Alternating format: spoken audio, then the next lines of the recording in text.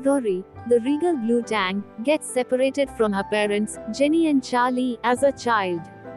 As she grows up, Dory attempts to search for them, but gradually forges them due to her short-term memory loss.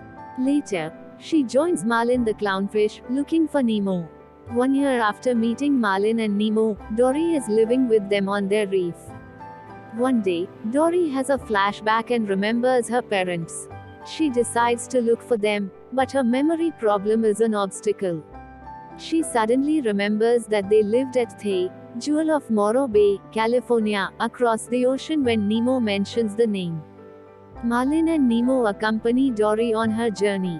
With the help of Crush, their sea turtle friend, they ride the California Current to California. Upon arrival, they explore a shipwreck full of lost cargo, where Dory accidentally awakens a giant Humboldt squid, who pursues them and almost devours Nemo. They manage to trap the squid in a large shipping container, and Marlin berates Dory for endangering them. Her feelings hurt, Dory travels to the surface to seek help where she is captured by staff members from the trio's nearby destination, the Marine Life Institute. Dory is placed in quarantine and tagged. There she meets a grouchy but well-meaning 7-legged octopus named Hank. Dory's tag marks her for transfer to an aquarium in Cleveland. Hank, who fears being released back into the ocean, agrees to help Dory find her parents in exchange for her tag. In one exhibit, Dory encounters her childhood friend Destiny, a nearsighted whale shark, who used to communicate with Dory through pipes, and Bailey, a beluga whale, who mistakenly believes he has lost his ability to echolocate. Dory subsequently has flashbacks of life with her parents and struggles to recall details. She finally remembers how she was separated from her parents.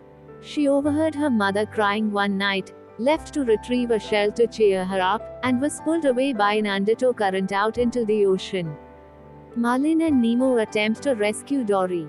With the help of 2 lazy California sea lions named Fluke and Rudder and a common loon named Becky, they manage to get into the institute and find her in the pipe system.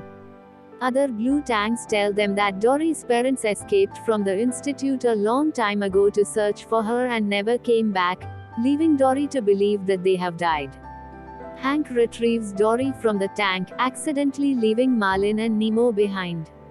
He is then apprehended by one of the employees and unintentionally drops Dory into the drain, flushing her out to the ocean. While wandering aimlessly, she comes across a trail of shells, remembering that when she was young, her parents had set out a similar trail to help her find her way back home. She follows it. At the end of the trail, Dory finds an empty brain coral with multiple shell trails leading to it. As she turns to leave, her parents arrive. They tell her they spent years laying down the trails for her to follow in the hopes that she would eventually find them. Marlin, Nemo, and Hank end up in the truck taking various aquatic creatures to Cleveland. Destiny and Bailey escape from their exhibit to help Dory rescue them.